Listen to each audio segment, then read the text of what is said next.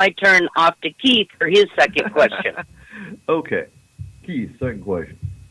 Well, this little artifact you sent me here. Mm-hmm. Curiosity. Given that this thing is actually a personal, number one, it's a personal teleportation device, but it can be rigged for transporting bigger objects. What kind of damage would happen if that thing actually got out into mass production? Because I'm thinking, however it transports, there has to be some form of molecular disruption. And if you kind of think, I know it's a silly analogy, Keith, but it's the best I got.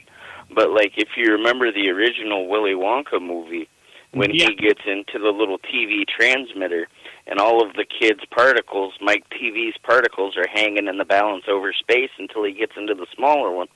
What happens? If you and I decide we're both going to transport ourselves at the same exact time in the same exact spot on the floor into the Whataburger, are we going to be manifesting ourselves back together with each other's parts hanging off ourselves? No, you wouldn't live through it. In all likelihood, when you came together, you'd blow up. So, is that the same concept? Is that the same concept as the atom destabilizer weapon they use? No. This one's much more volatile. Okay. But the reality is this thing measures in nanoseconds. Okay, meaning getting something to transport at exactly the same time is virtually impossible. Oh, in answer to your question, the other part of the question, though, it's Atlantean. It's Atlantean? Yeah.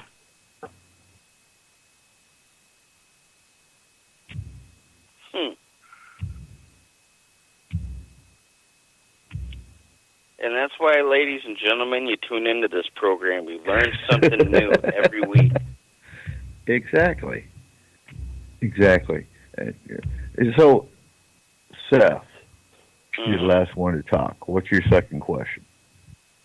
Okay, my second question is, we discussed the transport of the aliens and everything like that. My question is, it's very difficult to assemble a team locally. Here, it's impossible. I have tried.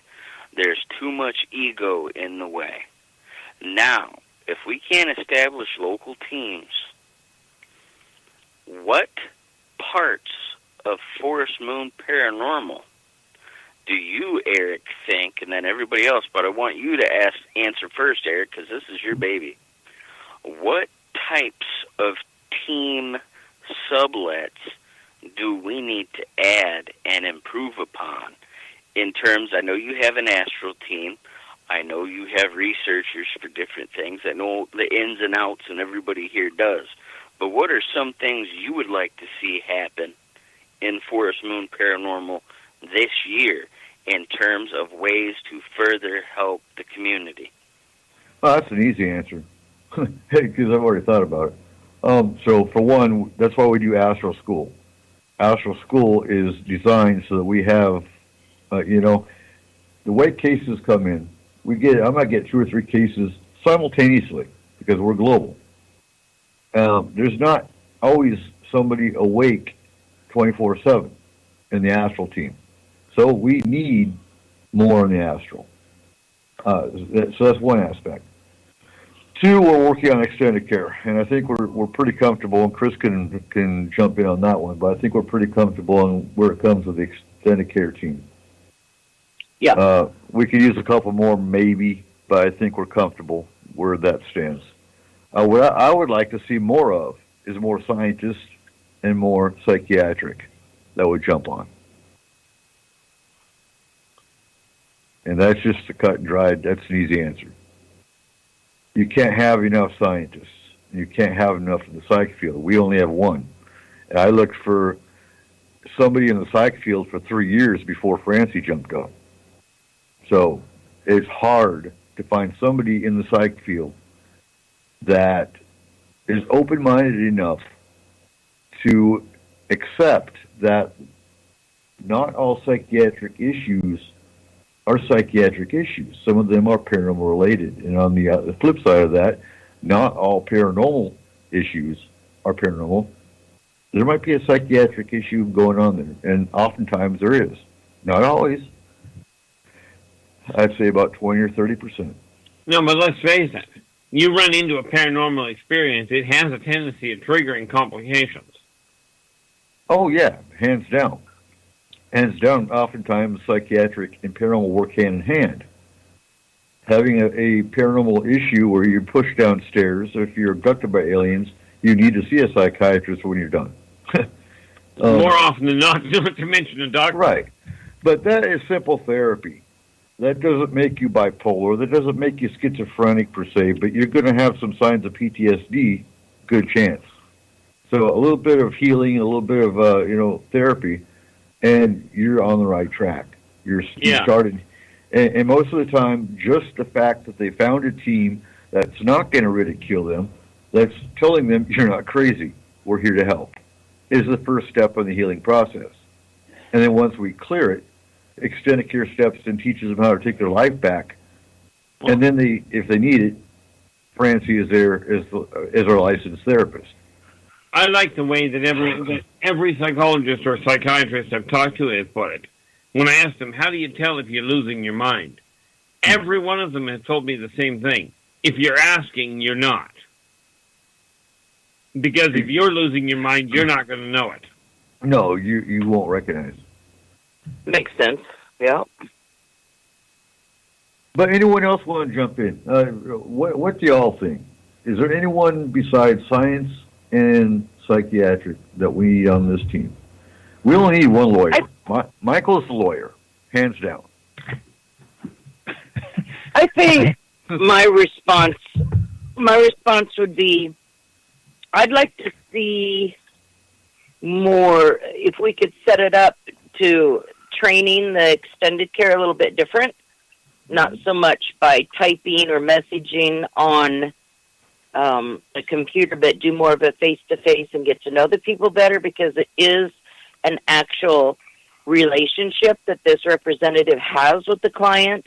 And I think it would be best to do more of a face-to-face training to get to know the representative better and make sure that they fit with this team, because that's a huge thing, is that they have to fit in with this team and not come in and try to take over, to work smoothly.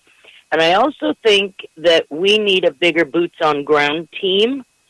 A lot of the people that I've seen, Eric, in this team stick to what they do. And if you ask me as an extended care specialist and trainer, if you ask me to go chase aliens, I will tell you no.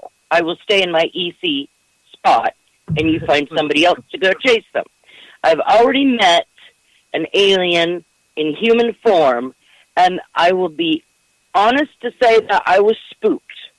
So I would not be the one that you send after aliens. They can't be a disconcerting race. And Dred has already made it obvious she's not the Bigfoot one. So no. No. So I mean, it's awesome how people come in and they fit in their department, their section on what they do. But I think the boots on ground should be bigger for the alien. Now Brent is astral, but he'd be right out with you climbing those mountains. Oh, hands down. So, but here's the problem. I will be too. But here's the problem. We have, and I'll use this as an example, and I mean, when this goes on KSVU, it's going to strike some nerves, but we have about 40 to 50 upriver folks in FMP. And I put out every month when training is, and how you can come to training, and what you need to do to be on the team. And do we get a response? No, we don't. No, because I seriously believe that some people are still in fear to be able to say that they belong to a paranormal team. I've gotten that before. I've gotten that. I say, oh, yeah, I belong to a paranormal team. And they're like, oh, you chase ghosts? No, I don't chase ghosts. But people don't know what to think about paranormal team members. Everybody does not have an open mind. And I think this brings it right back to this blue book coming out, that I think it might tone down some of the fear in people these days. With a little bit of luck. When the blue book system first came out, like the original, it didn't tone down anybody's fear. No. Well, I'm hopeful. And looking at Flatwoods Monster, yeah, again, that episode, I saw concrete all over it. That's exactly how they responded. They were calm. What are you talking about? Every one of them had a gun. Well, and I think another thing that we need to concentrate on is just really boost up and get some big names for a Paracon, and just boost that up for I don't want to say an information center, but in actuality, it is. It would be people coming for information on stuff, and the Paracons, the more we have, should help out with that too, getting information out here. That no, we're not a bunch of goofballs. We have jobs to do, and we believe in the reality, and why don't you come believe in the reality too? Well, since you brought it up, and it's probably out of line, but what the heck? Have you guys even started putting your list of speakers together yet? Yes. In fact, Mike and I were talking about that today. So it's going to be you, it's going to be Dave, it's going to be Mike, our three keys. There's a Bigfoot doctor in Idaho that I'm going to be reaching out to. I haven't gotten a hold of him yet. And then what, you going to try Ross? You're going to try Ross, maybe? Okay, so Ross Allison is on the books, but at the same time, he can't lock in because he has contracts he has to honor. And he doesn't know when those contracts are going to pop up. They could pop up the day possibility. Possibility. Ross Allison knows about Paracon. He's planning on being there, but if he gets told by a university he's got to go to Italy the day before Paracon, he's gone. You know, he's a last-minute dropout. Right. Or, for that matter, last-minute drop-in. Now, I'm not going to go into details, but we've already started planning 2020, folks. In 2020, if 2019 goes off big time, then we are moving to a 2-day event next year, and we already have a location in mind. And I'm going to leave it at that. So we know 2019 is going to go off. Oh, yeah, without a doubt. I'm just saying, if you would let Bigfoot out of your backyard for the day, we could use him as a speaker. We could. And our Keith might have to translate for us. But, yeah. Yeah. You know, the nice thing about Bigfoot is they're one of the gentlest races I've run into. I think, and there's people, Gary's one, that would disagree with that. But undoubtedly. Again, like I said, I think it depends on the circumstance, and I think it depends on the geography. It also depends on the individual. I would agree. It's not like a Wookiee. A Wookiee will tear your arms off if he loses in a game of chess sort of thing. Right. There's a force for it. Well, and also just thinking, you're coming up with a story, Eric, and if more of these team members, if we all wear our shirts and stuff and get more advertisement out there, not advertisement, that's a harsh word, but more, hey, yeah, I belong to a group, and there is a group local, because, I've run into that a lot when we were getting donations for the last Paracon, that people are like, really? I didn't even know there was a group here, this local. Well, we actually got that response, too, when we were doing the swap meet. When we were at the farmer's market in Concrete, we got that a lot. Yeah. But how do you reach them? Like I just said, we wear our shirts more and stuff. I wear my FMP sweatshirt all the time. You know what you? Well, you're one. Yeah. Well, you have your local Paracon. That's good. Mm-hmm. And we have our listeners on S-4 and all the other affiliated programming, and everybody there. But if you use certain keywords and you have a very good camera hooked up, YouTube will stream live